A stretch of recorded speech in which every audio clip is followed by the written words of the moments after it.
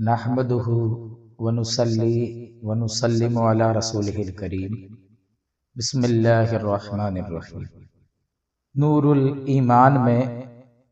سرکار معروف پیر مدث اللہ العالی کی تحریرات پر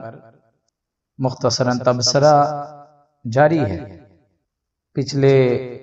بیان میں بتایا گیا کہ کلمہ طیبہ یہ سب سے بلند اور سب سے عظیم تر ہے، اور کلمہ طیب کے فضائل کے عنوان سے اس کو بیان کیا۔ اب سرکار معروف پیر مدث اللہ العالی ان کو آگے جو ہے سمجھاتے ہوئے بڑے بڑے علماء کرام کا، محققین کا قول نقل فرما رہے ہیں، اور کلمہ طیب کے تعلق سے جو اکابر فرماتے ہیں وہ نقل فرماتے ہیں۔ آپ تحریر فرماتے ہیں کہ ملا علی قاری رحمت اللہ علیہ فرماتے ہیں کہ اس میں ذرا بھی شک نہیں کہ تمام ذکروں میں افضل اور سب سے بڑا ذکر کلمہ طیب ہے۔ یعنی بہت سارے طریقے کے اذکار ہے، ذکر موجود ہے۔ ملا علی قاری فرماتے ہیں کہ سب سے بڑا ذکر، سب سے افضل ذکر کلمہ طیب ہے، کہ یہی دین کی بنیاد ہے۔ کلمہ طیب ہی دین کی بنیاد ہے، جس پر سارے دین کی تعمیر ہوئی ہے۔ پوری دین جس بنیاد پر تعمیر کیا گیا ہے وہ کلمہ طیبہ لا الہ الا اللہ محمد رسول اللہ صلی اللہ علیہ وسلم، یہ وہ پاک کلمہ ہے کہ دین کی چکی اسی کے ارد گرد گھومتی ہے۔ اسی وجہ سے صوفیاء کرام اور عارفین اس کلمہ طیبہ کا خاص اہتمام فرماتے ہیں، اور تمام اذکار میں، تمام ذکروں کے اندر کلمے کے ذکر کو ترجیح دیتے ہیں، فوقیت دیتے ہیں، اور اولین درجہ اس کو دیتے ہیں، ایک نمایاں حیثیت سے دیکھتے ہیں کلمہ طیبہ، اور اس کی جتنی ممکن ہو کثرت کراتے ہیں کلمہ طیبہ کی، کیونکہ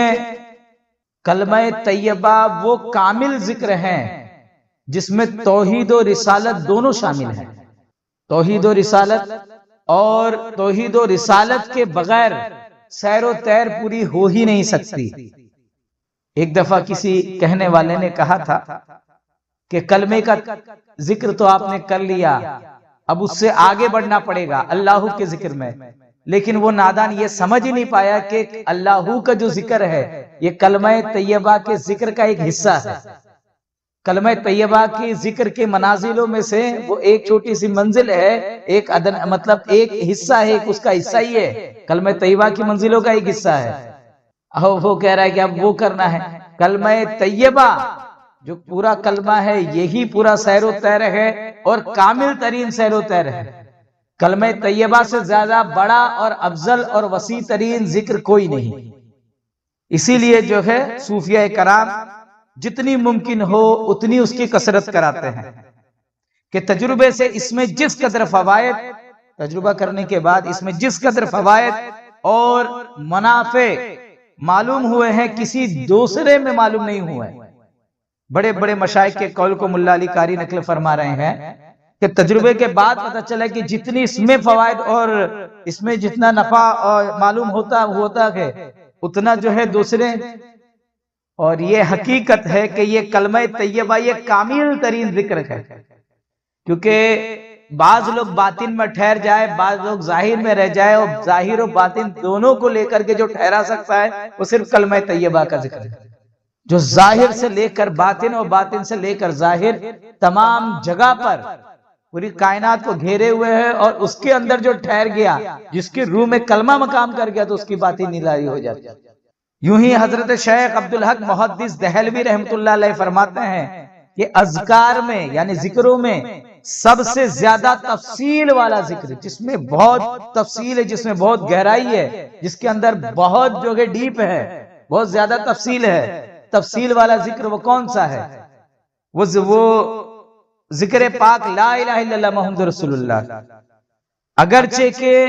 اور اذکار بے شمار ہے، اگرچہ بہت سارے طریقوں سے ذکر کیا جاتا ہے، لیکن بہترین وہ گئے جس سے اللہ تعالیٰ کا ذکر پاک، کامل اور اکمل ہوتا ہے، اور کامل اور اکمل ذکر جو ہے لا الہ الا اللہ محمد رسول اللہ کا ہی ذکر ہے، کیونکہ یہ کلمہ توحید ہے، اور کلمہ توحید ہے، اور اس کے بغیر ایمان بھی نہیں رہ سکتا ہے، ایمان اس کے بغیر صحیح ہو ہی نہیں سکتا۔ اس کلمے کی مداومت کے ساتھ پڑھنے اور ہمیشہ اس میں مشغول رہنے سے باطن کی تطہیر اور تصفیہ قلب ہوتا ہے، باطن کی پاکیزگی اور دل کی صفائی اس کلمہ طیب سے ہی ہوتی ہے۔ اسی لیے کلمے کا نام ہی کلمہ طیب ہے، پاکیزہ کلمہ، پاک کلمہ، طیب بنے طیبہ، طیب پاک، تو یہ دل کو پاک کر دینے والا ہے، باطن کو پاک کر دینے والا ہے۔ تو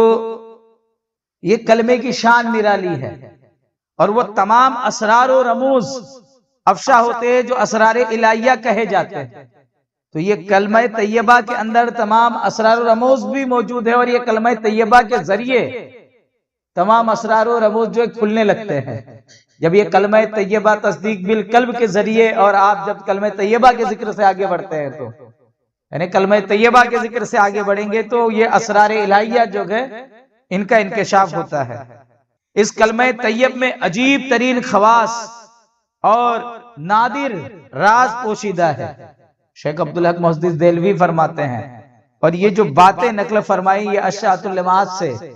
مشکات شریف کی جو ہے یہ شرح کی گئی ہے، یہ ملا علی قاری نے، اور پھر اس کے اوپر جو ہے شیخ عبدالحق محدث دہلوی نے تحریر فرمایا، وہاں سے لیے ہے۔ تو کلمہ طیبہ کی یہ راز و نیاز بیان فرما رہے ہیں یہ اکابر علماء کرام، یعنی یہ اکابر جہاں سے گزرے ہیں، جو دیکھا ہے انہوں نے، وہ اپنے تجربات کے ماتحت یہ ساری چیزیں بتا رہے ہیں۔ اور کیوں نہ بتائے کہ یہی وہ کلمہ ہے کہ جو سالوں سال جس نے گناہ کیا تھا اور کفر میں، شرک میں تھا، اور یہ کلمہ پڑھتا ہے اور اس کے گناہ معاف ہو جاتے اور وہ ایمان کے دائرے میں آ جاتا۔ اتنا بڑا انقلاب برپا کرنے والا یہ کلمہ ہے۔ تو یہ کلمے کی وسعت سمجھنے کے لیے جو کہ اسے کسی کامل کے پاس پڑھنا رہتا ہے، جب یہ کسی کامل کے پاس پڑھیں گے، ان کے روبرو اور ان سے سمجھیں گے، وہ دھیرے دھیرے اس کلمے کی کوہ بتاتے، دھیرے دھیرے اس کلمے کی گہرائی، اس کی تہ بتائیں گے۔ اس کلمے کی تہ سے ہی رب کا وصال حاصل ہوگا۔ باقی ذکروں سے آپ جو ہے انوار حاصل کر سکتے ہیں، تجلیات حاصل کر سکتے ہیں، اس میں جو ہے غرق ہو سکتے ہیں ذکر میں، لیکن جو ہے بالخصوص جو وصل کے مقام تک رسائی ہے وہ یہ کلمہ طیبہ کی خصوصیات میں ہے، کیونکہ یہ کلمہ طیبہ جو ہے یہ وصل کی غمازی کرتا ہے۔ دیکھو لا الہ الا اللہ کا وصل ہو رہا ہے محمد رسول اللہ سے، یعنی اللہ محمد، یہ دونوں ملے ہوئے، دونوں کی ملاقات ہو رہی ہے، تو یہ کلمہ ملاقات کے اوپر جو ہے دلالت کرتا ہے۔ اللہ رب العزت ہم کو یہ کلمہ سمجھنے کی توفیق عطا فرمائے، اور بھی اس کلمے کے تعلق سے آئندہ بتائیں گے۔ مولا جو ہے کلمے کی عظمت سمجھ کے اس کا ذکر کرنے کی توفیق عطا فرمائے۔